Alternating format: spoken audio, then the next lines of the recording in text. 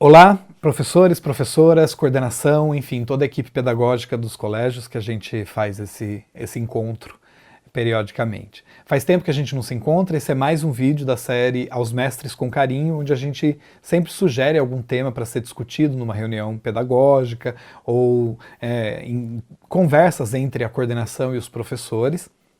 Lembrando que essas conversas, elas são apenas provocações da nossa parte, aqui ninguém tem a intenção de ditar uma regra ou de dizer uma verdade, é só um começo de discussão para vocês. E para esse tema de hoje, eu preparei pensando em todo esse esquema que a gente está vivendo, né? Ensino remoto, toda essa questão do isolamento social, como isso mudou as nossas práticas. Eu queria falar um pouquinho com vocês hoje sobre autoavaliação. Eu não vou falar muito sobre toda essa questão da cultura da avaliação, né? A gente já discutiu isso em outros vídeos dessa série que saíram no ano passado, vale a pena revisitar esses vídeos se vocês puderem e quiserem. Lá eu falo um pouco sobre essa questão da avaliação, como que a gente lida com essa cultura da avaliação que não está presente só na escola, está presente em todos os lugares, né? E como essa cultura de avaliação às vezes oprime um pouco a gente, no sentido de que a gente vai fazer um teste, vai fazer uma prova, vai fazer um concurso, e a gente sempre vem com esse fantasma da avaliação como algo negativo. Mas isso tudo está mais detalhado nesses outros vídeos, inclusive eu falei um pouco sobre tarefa, sobre provas e trabalhos, enfim, cada uma dessas ferramentas que fazem parte da avaliação como um todo. Hoje eu queria falar um pouco mais, como eu disse, sobre autoavaliação. O que é a autoavaliação, como que a autoavaliação está presente para a gente e como a gente pode lidar com a autoavaliação como uma boa ferramenta, inclusive para esse momento do ensino remoto que a gente está vivendo. Então, vamos para o próximo tópico.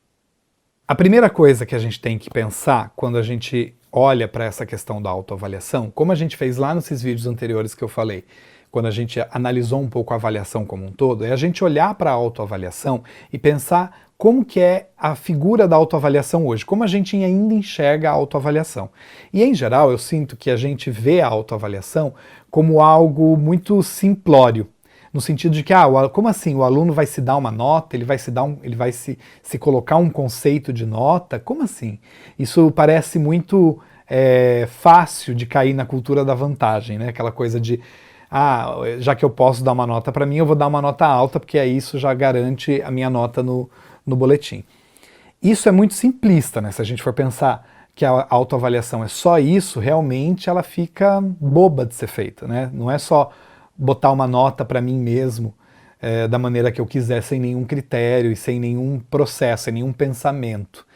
Isso, inclusive, reforça essa coisa que a gente vê depois na vida, né? Gente mentindo em currículo, colocando coisa que nunca fez, enfim. Acho que isso também tem uma questão de caráter que está envolvido nisso, por isso que eu acho, inclusive, importante trabalhar com os alunos a consciência do que é a autoavaliação. E como a gente pode lidar com a autoavaliação como algo que vai lidar muito mais com o erro e não olhar o erro de maneira que ele seja só uma expressão do meu fracasso. Acho que isso também está muito relacionado com o jeito que a gente vê a autoavaliação hoje, né? A gente não quer muito falar do erro, a gente quer passar por cima do erro e ir direto para o acerto, ou só falar do acerto. Falar do erro para a gente parece que a gente está assumindo que a gente fracassou. E eu acho que essas duas questões, né? Pensar a autoavaliação não só como nota e pensar a autoavaliação não só como o erro, que é uma expressão de um fracasso, eu acho que isso vai ser importante para a gente dar uma nova cara para esse processo de autoavaliação. Que nesse momento vai ser muito importante, né? Como eu falei, ensino remoto, a gente vai ter que lidar com a ética do aluno o tempo inteiro.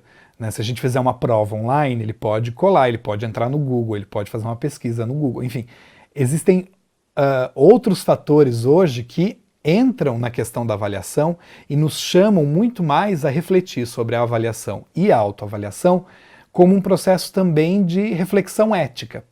Então, de saída, o que eu quero dizer para vocês é importante revisar com os alunos, claro, entre vocês primeiro, depois com os alunos, o que é o processo de avaliação e o que é o processo de autoavaliação. E como fazer com que o aluno enxergue tenha uma nova imagem da autoavaliação, né? Tentando principalmente tirar essas duas coisas que eu aponto para vocês. a cultura da nota como algo, como o mais importante da avaliação, a nota, e a outra coisa é perceber que o erro não é só a expressão de um fracasso, ele pode ser muito mais. É sobre isso que eu vou falar agora com vocês. Bom, se a gente, primeiro, parte do pressuposto de que a nota é só um dos indicadores que uma avaliação ou uma autoavaliação pode nos dar, então vamos partir dessa premissa. A gente já passa a olhar para a autoavaliação como um treino para uma coisa que eu acho muito importante e às vezes a gente esquece, que é a autoavaliação, na minha opinião, ela é o principal exercício para desenvolver no aluno a habilidade de metacognição dele. O que é isso mesmo, né? Metacognição é a nossa capacidade de entender, falando bem, de uma maneira muito simples, mas é a nossa capacidade de entender o nosso próprio processo de aprender alguma coisa. Então, a metacognição é como se a gente, por exemplo, vamos pensar num trajeto que a gente tem que fazer, né? Então, a gente precisa chegar na escola. Então, adquirir esse conhecimento seria assim, chegar na escola. Então, eu sei que a escola está ali, é ali que eu tenho que estar. Porém, metacognição é a capacidade que a gente tem de entender qual o caminho a gente foi percorrendo nesse processo de sair de onde eu estou para chegar na escola. A mesma coisa com conhecimento, né? Uma coisa é a gente guardar uma determinada informação, decorar uma determinada informação. Outra coisa é a gente entender qual o processo que a gente fez para chegar nessa informação. Ou mesmo num exercício, por exemplo, de matemática, né? Uma coisa é a gente encontrar a solução do problema. Outra coisa é a gente entender quais foram as operações que eu fiz para chegar na resolução desse problema. E mais que isso, quais são os tipos de operação que eu posso escolher para chegar nesse mesmo resultado. Porque a gente não tem só uma maneira de chegar num determinado conhecimento. Então, a autoavaliação, ela é a maneira que a gente tem, é quase a terapia da avaliação, né? A gente não vai na terapia para poder entender um pouco os processos que a gente passa emocionalmente, entender quais são as maneiras que a gente lida com determinados assuntos. A autoavaliação é quase essa terapia do processo de aprendizagem, a gente olhar para o processo que a gente fez e a gente tentar entender por onde a gente passou para chegar naquele determinado conhecimento. Isso é o que eu estou chamando de metacognição. E essa habilidade, eu acho que ela vem principalmente com o exercício da autoavaliação. Por isso que eu acho muito importante. Quando a gente está fazendo um trajeto, vou voltar para essa ideia do trajeto, né? Vamos supor que a gente use um GPS. Se a gente vai fazer esse trajeto e a gente erra uma rua, a gente está dirigindo e erra uma rua, o GPS automaticamente, ele continua entendendo qual foi o erro e ele reprocessa, né? Ele fala, recalculando a rota. E ele vai criar um novo caminho, seja para voltar no caminho que você estava, para continuar até a escola, ou ele vai dar um caminho completamente diferente, novo, uma nova possibilidade para chegar ali. Só que ele só consegue fazer isso se ele entende qual era o caminho que ele tinha que percorrer e qual é o erro que foi cometido. Percebe que daí o erro, ele só é, então, a expressão de um fracasso se a gente para no erro. Se no GPS, a hora que a gente errou, ele falasse assim, fim da viagem, você errou. Isso, para mim, é quando a gente só se dá uma nota e a gente não reflete sobre isso.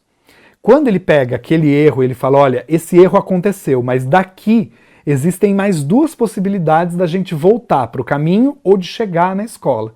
O erro, ele deixa de ser, então, a expressão de um fracasso e ele passa a ser praticamente o novo motivo da vitória, vamos falar assim. Então, é muito importante a gente trabalhar isso no aluno, porque essa capacidade de metacognição, ela vai ser fundamental para a nossa vida, não só para a escola, né? A gente conseguir compreender qual que é o nosso próprio caminho de aprendizagem nos ajuda em outros setores, né? Vai ajudar no mercado de trabalho, quando a gente estiver trabalhando, vai ajudar numa relação familiar com alguma coisa que a gente está fazendo, enfim. Essa é uma habilidade das mais importantes e às vezes eu acho que a gente na escola, a gente está tão ocupado com todos os conteúdos que a gente está passando, que a gente esquece que uma das coisas que a gente tem que ensinar para o aluno é como que ele aprende. Então, aprender a aprender. Aprender a aprender é tão importante quanto aprender determinada coisa. Se não mais, na minha opinião, chega a ser um pouco mais importante, porque é uma habilidade que ele vai usar para o resto da vida em qualquer outra situação. Vamos dar uma olhada agora em quais são as maneiras que eu posso sugerir para vocês aqui, algumas só, né? das maneiras para realizar uma autoavaliação interessante, principalmente nesse momento de pandemia. Bom, pensando nessa ideia de recalcular a rota do GPS, o que a gente tem que entender? A gente já não vai mais lidar com a autoavaliação simplesmente como pedir para o aluno que se dê um conceito, uma nota dele mesmo, naquele momento, ou em relação a uma determinada parte do conteúdo, ou em relação à presença, né, à participação dele só na matéria como um todo. A gente tem que pensar que só é possível para o GPS recalcular a rota se ele leva em consideração qual é o processo que isso está acontecendo, aonde ele saiu, para onde ele quer chegar e que ruas e caminhos ele tem como possibilidade.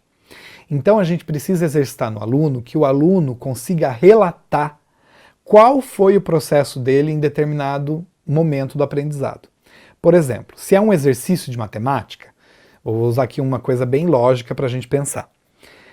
Eu preciso enxergar aonde está o erro, então eu preciso pedir para ele, na minha opinião, que ele faça, que ele coloque para mim ali o exercício, como ele fez, inclusive com o erro, e que ele consiga entender aonde está o erro e o que ele tem que fazer para não errar de novo naquele ponto. Isso é um processo de autoavaliação. Claro, ele pode não saber como resolver aquele erro, mas ele tem que pelo menos entender que aquilo que ele fez foi errado e por que foi errado.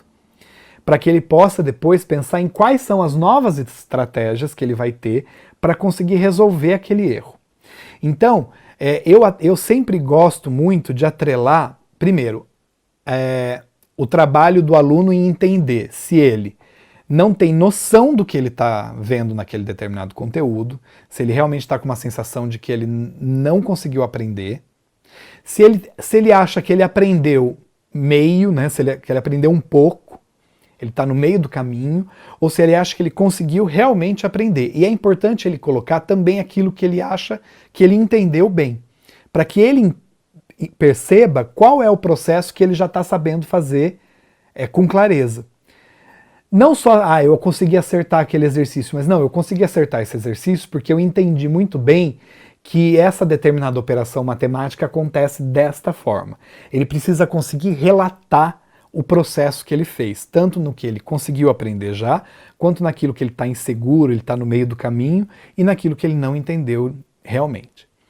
Quando ele faz isso, e quando eu proponho esse exercício, vai ser muito importante trazer a ideia de fazer a correção daquilo que eu errei.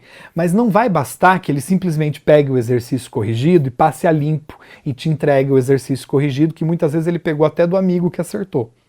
É importante que ele mostre o erro dele e depois que ele mostre o exercício corrigido e explique qual foi a mudança que ele fez entre o erro e o exercício que ele acertou. Ele precisa entender qual foi a mudança que ele fez. Se ele conseguir relatar isso, a gente sabe pelo menos que ele já está conseguindo entender como ele aprendeu aquilo. Não significa que ele vai conseguir refazer um outro exercício do mesmo jeito e chegar no acerto já, né? A gente tem que entender que leva tempo aprender, né? Em alguns casos mais que outros. Mas é importante trazer essa relação com a correção, sempre. Na minha opinião, a correção tem que estar presente nesse relato que o aluno faz daquilo que ele aprendeu mais ou menos e daquilo que ele conseguiu realmente aprender. Outra coisa eu estava olhando aqui que eu não queria esquecer de falar para vocês é que essa ideia de portfólio do conteúdo é, para mim, uma das ferramentas mais interessantes, porque o portfólio ele coloca tudo isso. Ele vai colocar, olha, em determinado momento da matéria eu estive presente em todas as aulas, eu acho que eu prestei atenção em 3 aulas desse conteúdo, mas teve uma que eu realmente estava muito disperso, e foi justamente quando falou desse assunto, que é o que eu sinto que eu não aprendi, para que o aluno também não tenha uma falsa ideia de que ele não gosta da matéria, que isso também acontece. Quando a gente começa a fracassar muito nessa ideia de que o erro é só um fracasso, em um determinado conteúdo, o aluno ele tem a tendência a achar que ele já não gosta mais daquela matéria. Então assim, nossa, toda a matemática é ruim. E às vezes não. Tem pontos da matemática que ele entende. E isso também tem que estar presente para ele, porque senão ele vai passar a achar que ele não se relaciona mais com a matemática. E a hora que a gente fecha qualquer possibilidade de interesse por alguma coisa, a gente tende a não aprender mais aquele determinado assunto. Então, a ideia de portfólio, a ideia de correção das coisas, seja das provas, ou seja dos exercícios de tarefa, ou dos trabalhos, atrelado a um relato do que foi que eu alterei nesse percurso de sair de um lugar e chegar ao outro lado do GPS, isso para mim é a essência para construir uma autoavaliação. E aí, claro, depois vai chegar um momento onde ele reflete sobre a nota que ele deu. E acredite, se o aluno faz esse processo com consciência, se a gente consegue ter essa conversa com ele sobre a importância da autoavaliação, a nota que ele vai se dar, eu garanto que vai ser menor do que a nota que você daria para ele nesse mesmo processo. Porque o aluno tende então a achar que realmente ele tá assim no fundo do poço. Outra coisa interessante é pedir que ele proponha o que ele acha que pode ser interessante para que ele consiga aprender aquilo que está mais ou menos, ou mesmo aquilo que ele não conseguiu aprender. E vocês vão ver que as estratégias que eles trazem, muitas vezes, são muito mais drásticas do que as que a gente tinha pensado em propor para ele recuperar esse determinado conteúdo que ele não aprendeu. Então, é interessante ouvir, às vezes a gente ia indicar fazer mais 3 exercícios e quando eles vão indicar sem que você diga nada, eles falam assim, não, acho que você tem que passar uma lista com 30 exercícios, você vai ver que é muito mais coisa que eles vão propor para você do que se você propusesse para eles. E aí quando você propõe a sua estratégia, que vai levar em consideração todo esse relato que ele fez, com certeza ele vai, pelo menos uma parte dos alunos vão aceitar passar por esse desafio de fazer esse processo para conseguir recuperar aquilo que não foi aprendido. Isso, é claro, é do plano ideal. A gente sabe que quando a gente lida com o plano ideal, a gente não vai ter 100% disso dando certo. Mas eu acredito que uma porcentagem dos alunos vão conseguir entender e fazer esse processo acontecer. E você vai ter um documento, né? Uma documentação a mais do seu processo de aula para depois justificar todo esse período de ensino remoto. E eu acho importante não ter só documentação como provas e tarefas, né? Não só documentações que venham de uma avaliação que parta de você, mas que também coloque na mesa um documento que venha do próprio aluno. Eu acho que isso fortalece o processo de aprendizagem nesse momento que a gente está no ensino remoto e comprova, em termos legais, muito mais o processo que você foi fazendo nas aulas junto com os alunos. Inclusive para você ter acesso ao que ele está fazendo em casa, que é muito difícil para a gente, porque a gente está falando como eu estou falando com vocês agora aqui, por uma câmera. Eu não tenho noção se essa discussão que eu trouxe vai ser realmente feita por vocês, ou se vocês vão fazer uma reunião sobre isso, ou se esse vídeo nunca vai ser visto. Enfim, eu não tenho essa noção mesmo. Por isso que esse processo de autoavaliação é legal, porque é um feedback, é uma devolutiva que a gente tem de quem está de trás da câmera.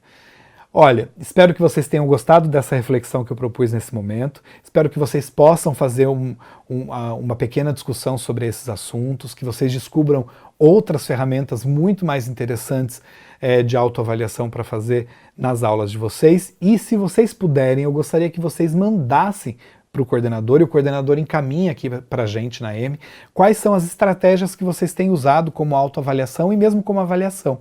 Eu estou muito curioso para saber o que vocês têm feito na escola nesse momento de ensino remoto. A gente se vê no próximo vídeo do Aos Mestres com Carinho, e até lá, boa sorte e força nesse momento de aulas que a gente está fazendo à distância.